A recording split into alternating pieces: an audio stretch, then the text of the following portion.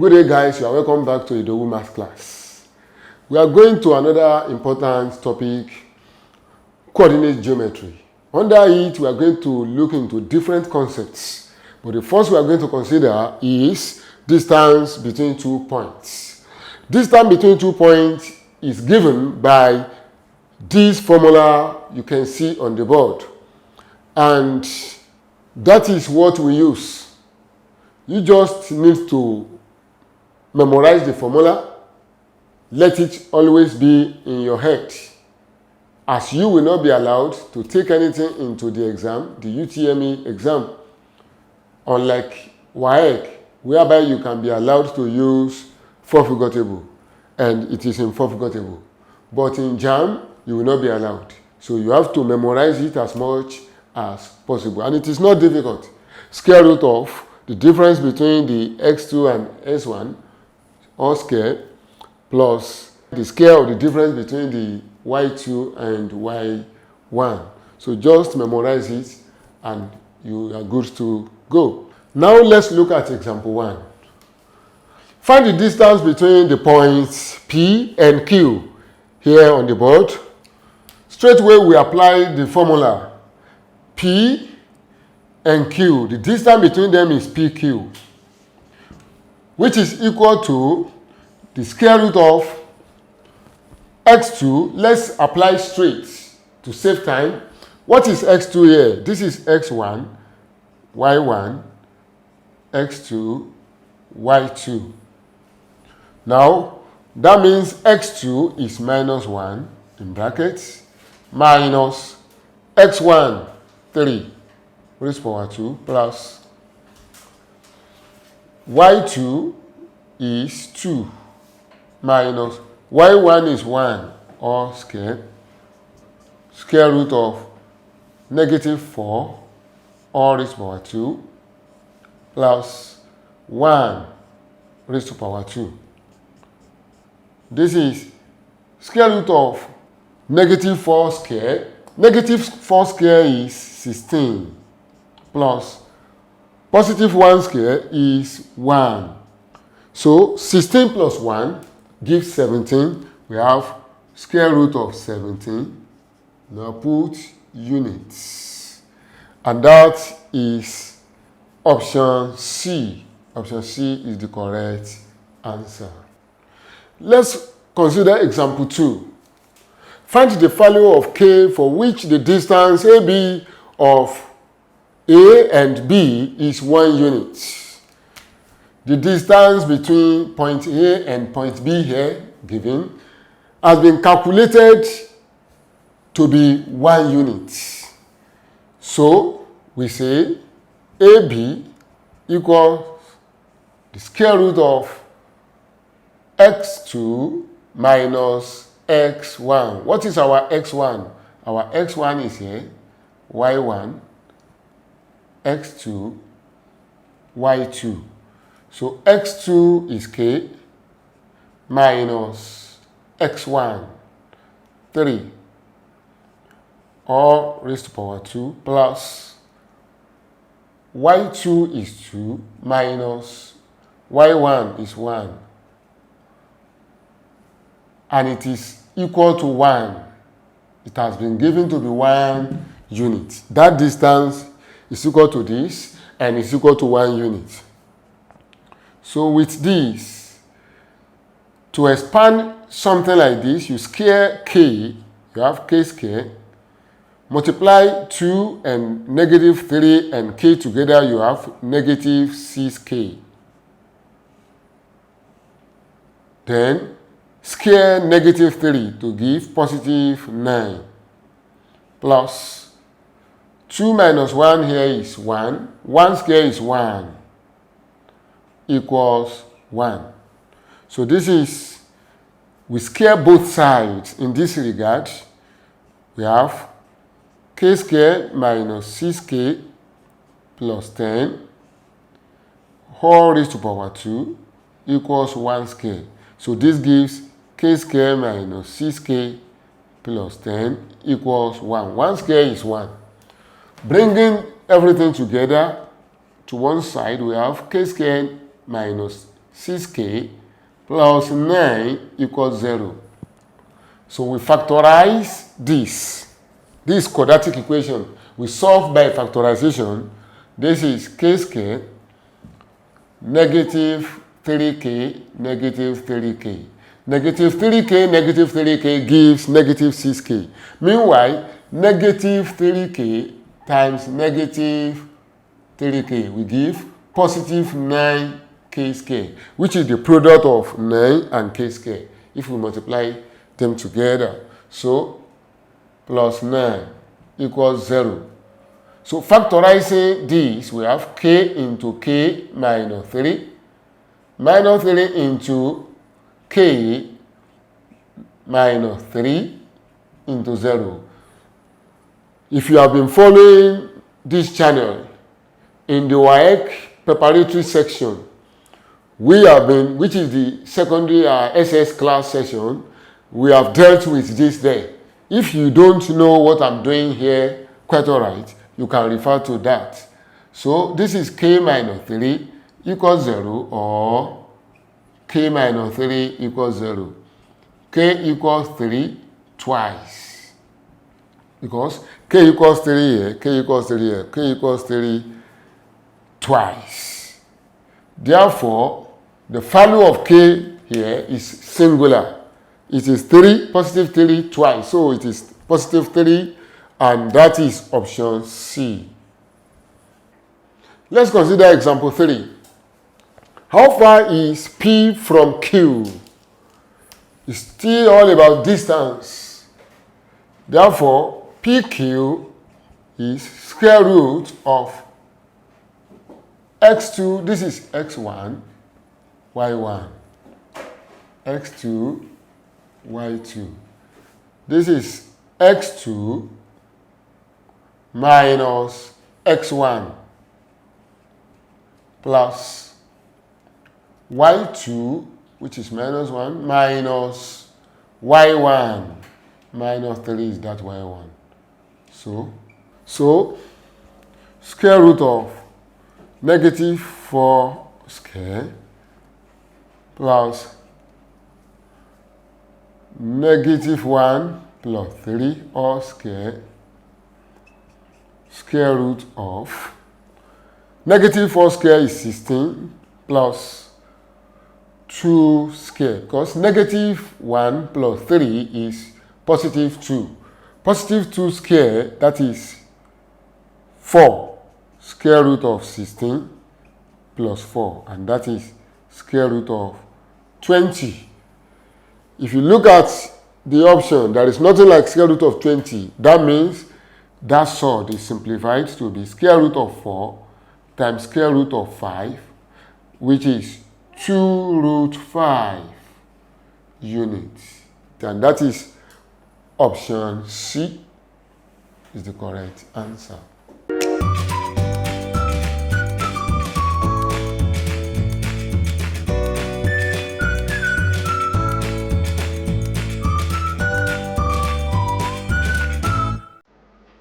Now we come to another concept under the coordinate geometry, which is midpoint of 2 points. We come to the concept of midpoint theorem.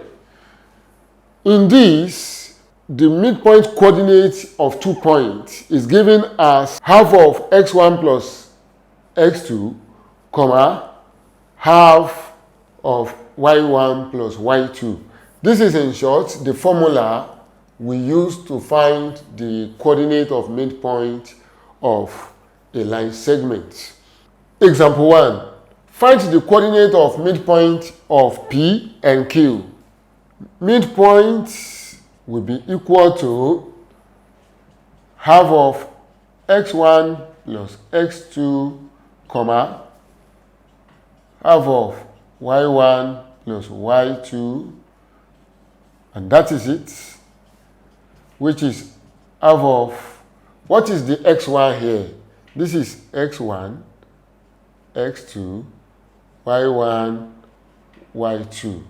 So x1 is minus 1 plus x2 is 3, comma, half of y1 is 4 plus y2 is negative 2.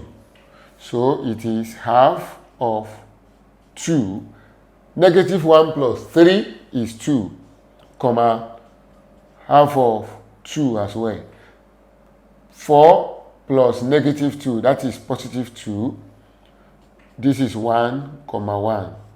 So the correct option is option C. Option C is the correct option there. Example 2. Under midpoint of 2 points. The midpoint coordinate of points A and B is 2, minus 3. If coordinate of B is 3, 1, find the coordinate of A. Let the coordinate of A be x, y. That of B is given to be 3, 1. Therefore,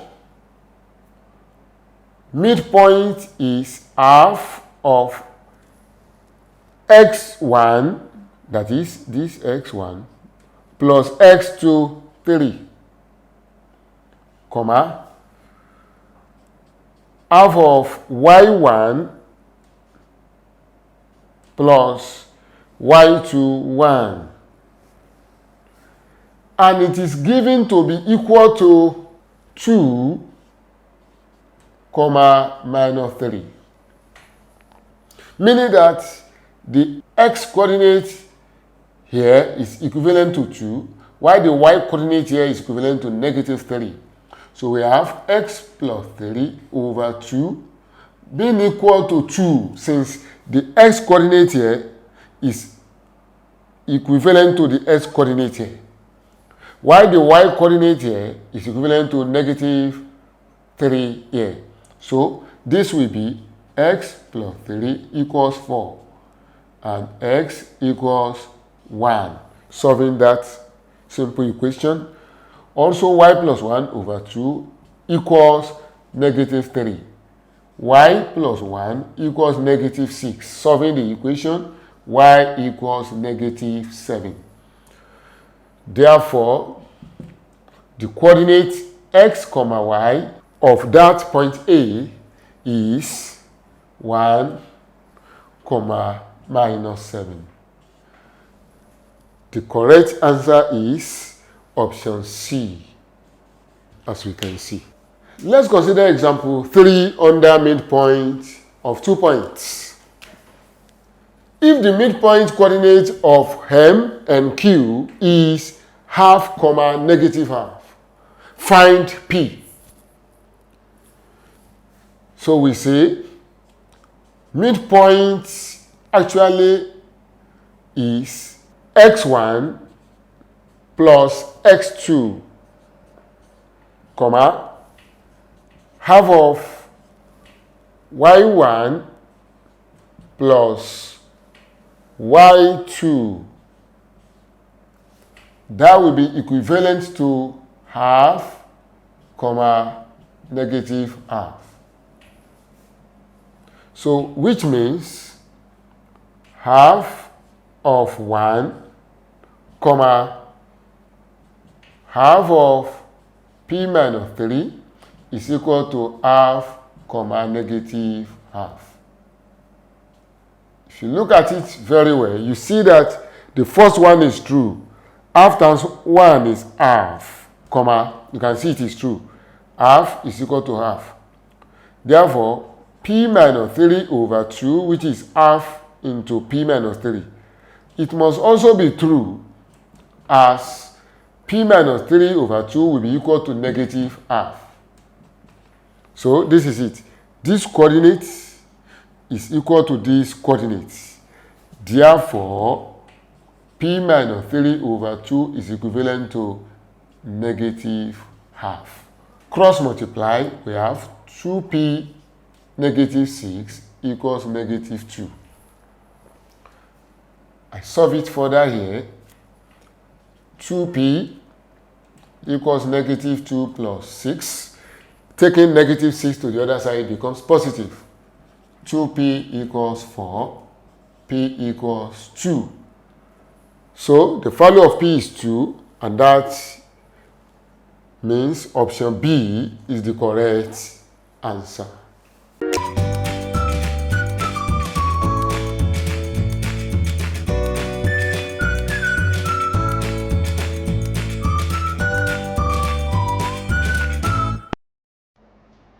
Here we come to another concept yet under coordinate geometry. That is gradient of a line joining 2 points. Gradient of a line joining 2 points is given by y2 minus y1 divided by x2 minus x1. Example 1. Find the gradient of the line joining the points A and B. As you can see, gradient then will be equal to y2 minus y1 divided by x2 minus x1, which is, here is our x1, y1, x2, y2. So our y2 is 9 minus y1, 5 over x2 is 5, x1 is 2, and that is 4 divided by 3.